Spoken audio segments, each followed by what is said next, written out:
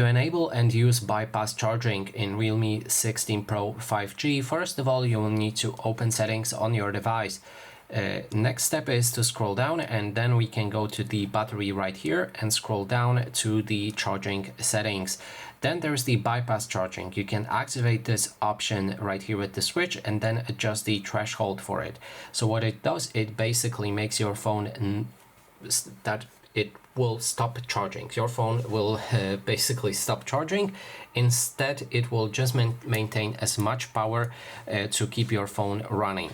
And what it does with that, it basically stops your phone from overheating. As your battery won't necessarily charge, it will just maintain that power for it. And you can adjust the threshold for it, as I said. So for example, it can toggle at 20%, 40, 60 or 80%. And that is basically everything. Thanks so much for watching.